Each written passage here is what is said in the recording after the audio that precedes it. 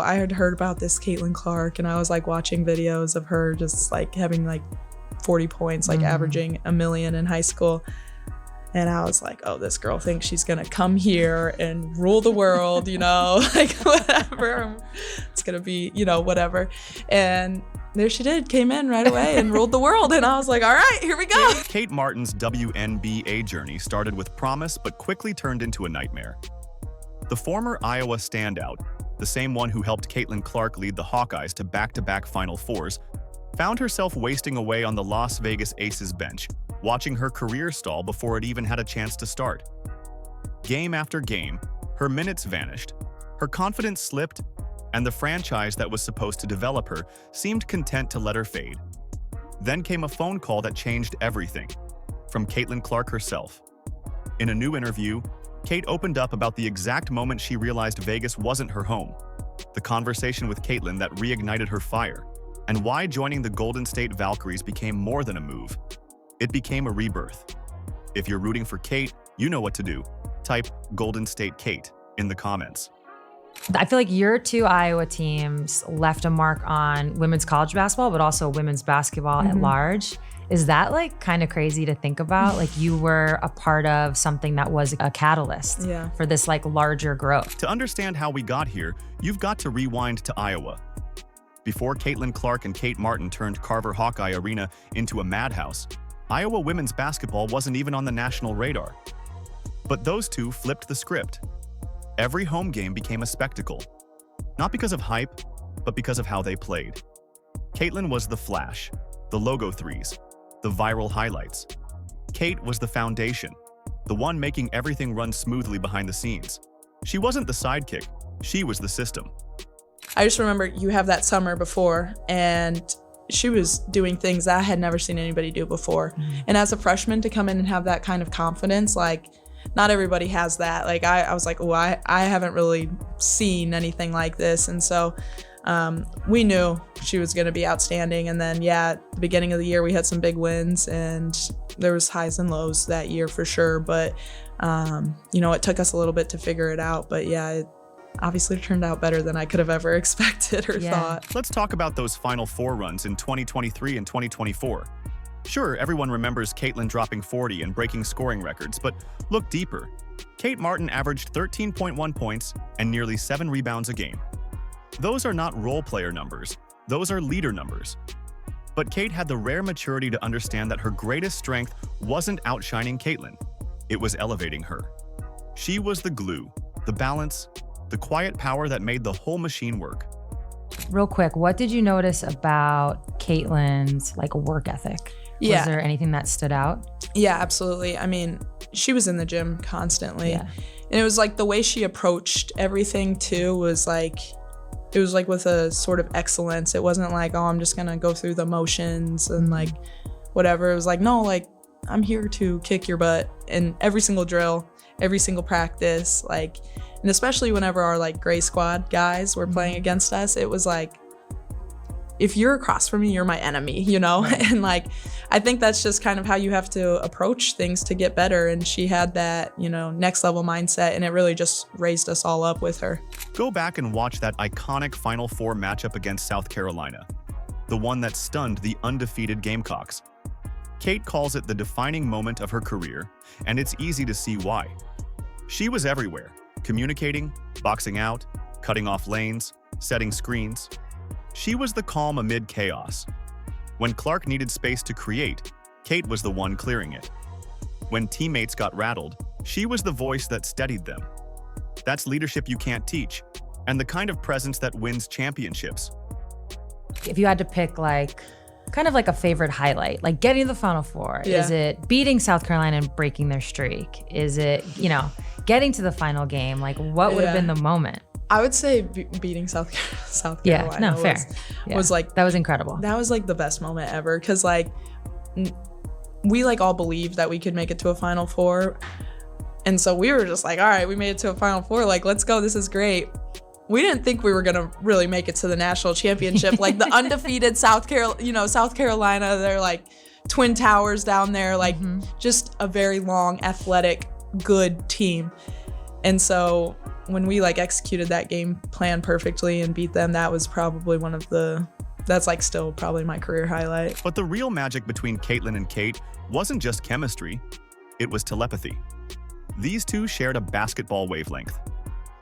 Kate knew exactly when to crash the boards for Caitlin's missed threes, and Caitlin instinctively found Kate for open looks or hockey assists that set up teammates. They weren't just teammates, they were an ecosystem. Caitlin's confidence thrived because Kate made the game easier. Kate's impact soared because Caitlin trusted her completely. Yeah, I feel like looking back on it, and then even just talking to you now, it's like, yes, Caitlin is like a big focal point of the team. Yeah. She's gonna have to do a lot of the scoring, all the things. And it's almost like good cop, bad cop or something. Yeah. Now, I don't mean it in like No, literal terms, but she just had to like be herself, and that was gonna win you games. But then you had to come in and kind of be like a calming effect, and that. So I'm actually really curious, as these teams start to take shape in 2023 and then 2024, like what was your leadership style in conjunction with a player like Caitlin, but also the rest of your teaming? And make no mistake, Kate did the dirty work that didn't make it into the highlight reels. She set the screens that freed Caitlin for those impossible shots. She rotated defensively to cover for Caitlin's aggressive gambles. She grabbed the offensive rebounds that gave Iowa second chances. I was definitely more of like the calmer presence and being like, hey, like, look me in the eyes, you know, deep breath, like it's all gonna be okay.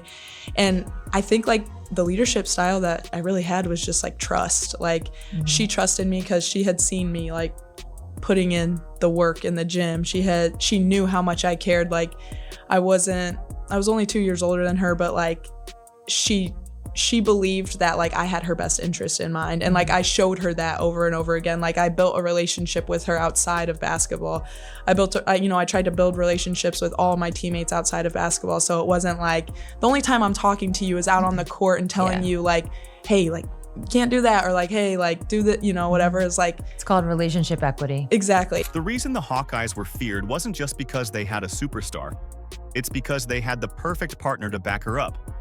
Like if we needed to get across to Caitlin, you know, like it was like Kate, like that was like my job at times. And then like her junior and sophomore year, like she had done so much like work on herself and like how to be like a great teammate and all of us together, that like I didn't need to like, I don't know, like do all of that. Manage that as much as like I had in the past. But I felt grateful that, you know, she trusted me enough and like I trusted her enough too, to where like it was a working relationship. And so then I just kind of did that with all of my teammates, and I felt grateful that like I was the person who could speak up. But the WNBA is a different beast. Kate thought that Iowa magic, that blend of chemistry, toughness, and IQ, would seamlessly carry over to the pros. Instead, she hit a brick wall in Las Vegas. The Aces drafted her, but what came next felt like a slow-motion demotion. While A'ja Wilson and the Aces' veteran core hogged every meaningful minute, Kate sat and watched her dream fade. Her playing time tells the story. In May, she averaged about 20 minutes per game, respectable for a rookie. By September, just 11.5. Her production cratered too. 2.6 points, 1.6 rebounds. Those aren't numbers that reflect lack of talent. They reflect lack of opportunity. The same player who was pulling down boards and knocking down shots in college was now being told to grab a towel and stay ready. For what exactly? Like you really do, but like it's just hard, as you know. Like there's only 12 spots, whatever. And when the playoffs rolled around, things somehow got worse. 6 playoff games, 3 total minutes. 3. That's not player development. That's a message. And the message was clear. In Vegas, Kate Martin wasn't part of the plan. I'm curious. So now that you are into your second year, like what do you think, what makes the WNBA so difficult to play in? Man, I mean, I just think the physicality, speed, smart players, like really smart players, and people who have been around for so long, honestly. I mean, I'm just thinking back to like New York. They're massive. They are, you know, like, they're very, very, very good. Like a lot of these people have been playing professional basketball for a very long time. Sue Bird, a legend who's seen it all, once described how brutal that transition can be. The WNBA's speed, physicality, and complexity humble even the most decorated college stars. Bird's words hit like prophecy in Kate's case. Only this wasn't just a learning curve. This was a dead end. Scoring is not easy. Like, people who average like however many points, like, it's honestly so impressive. Like, I've never been more impressed by basketball than like now. Like, basketball is a simple game, but that doesn't mean it's easy. It's an easy game.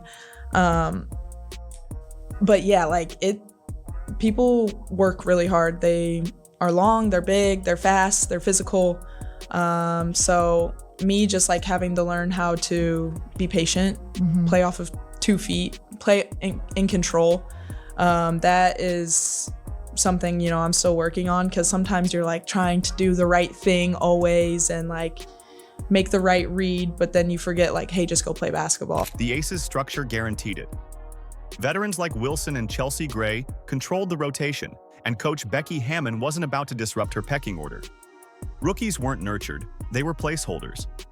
Kate wasn't competing for minutes against peers. She was trying to break into a dynasty that didn't have room for anyone new. It wasn't about her skill, it was about her situation. And that's what stung the most.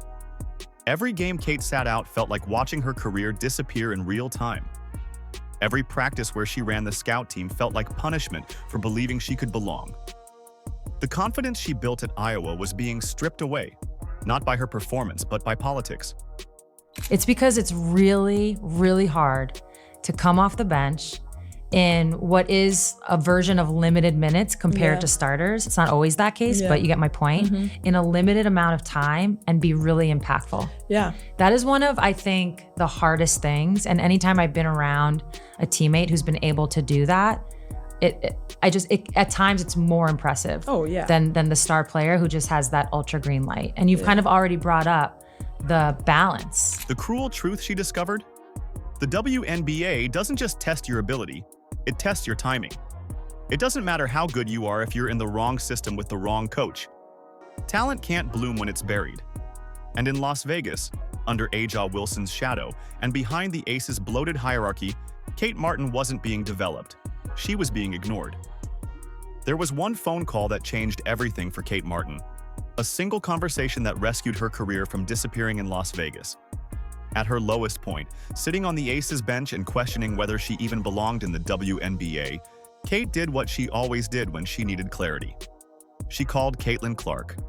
How did you feel about the whole expansion draft situation? I was really excited. Okay. Yeah. So when you weren't protected, were you like kind of expecting that? And then it was like, whatever happens, happens? Yeah, I was kind of expecting that. I mean, you just looked at the roster and you're like, there's just like too many good players. It's a business. Like, you know, like it is what it is. It wasn't just a friendly chat. It was the lifeline she didn't know she needed. Caitlin was dealing with her own brutal learning curve in Indiana. The physicality, the speed, the pressure of being the face of an entire league. But when Kate explained how she was being buried in Vegas, Caitlin instantly recognized what was wrong. It wasn't Kate's talent, it was her environment. Caitlin told her exactly what no one else had the courage to say. You're not failing, they're failing you. Up until then, I didn't know if I had been protected or not. Okay. And so... Oh yeah, that's right. They don't actually tell you. They told some people, but they didn't. I was not informed. No, it's actually smart they don't tell. Yeah. Because that would just be... That'd be messed up. Yeah. And so when I got told I was going to get picked up, I was just super excited for another opportunity. Like, some people don't get opportunities to go to a training camp or like, you know, get the opportunity to make a team. And so the fact that I knew I was going to get another shot, I was excited and felt really grateful for it. So yeah, I was really happy. Yeah. That hit home. Caitlin reminded her of what they built together at Iowa, a partnership built on trust, chemistry, and understanding each other's strengths. She told Kate that sometimes success isn't about grinding harder in a bad situation. It's about finding a place that sees your worth. That single phone call reframed everything. Leaving Vegas wasn't quitting. It was choosing herself. Sue Bird once said that every player needs to find the right system. Not just any team, but the one that actually values what they bring. That was the light bulb moment for Kate. When the Golden State Valkyries selected her in the expansion draft, it wasn't just another roster move. It was an invitation to start over. Vegas saw her as disposable. Golden State saw her as foundational. Now you're in the Bay. It's a new franchise. Season tickets were sold out immediately. I've heard home games are insane. They are. The owners have come out. They said a chip within the first 5 years. So the expectations are high. But like you said, it was an opportunity to make a team, and you did. So what has that excitement of a new franchise been like? The Valkyries knew exactly what they were getting. A leader, a communicator, and a player who could shape a team's culture before ever taking a shot. "I'm really excited," Kate said in her first interview. "This league is all about opportunity, and you just need one shot." That line summed it up perfectly. Caitlin gave her the courage to bet on herself, and Golden State gave her the table to place that bet on. That phone call didn't just save her career, it reignited her belief that she belonged. But let's be clear, this move is bigger than just a change of uniform. It's a full reset, the kind you only get once in a career. Expansion teams are rare chances to build something from the ground up, and that's exactly what Kate needed. A blank canvas where she could define her own story. It's been awesome. It's gotta be insane. Yeah, it's been awesome. Like, the fans really are so loud. Yeah. Yeah, it has been awesome in Chase Center.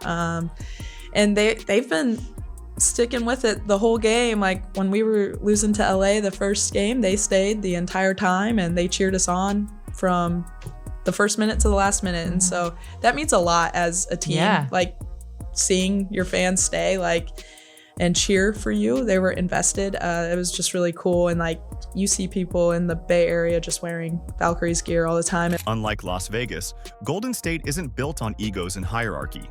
The Aces were a top-heavy franchise run by stars who guarded their minutes like gold, led by A'ja Wilson, whose dominance left no room for anyone else to shine.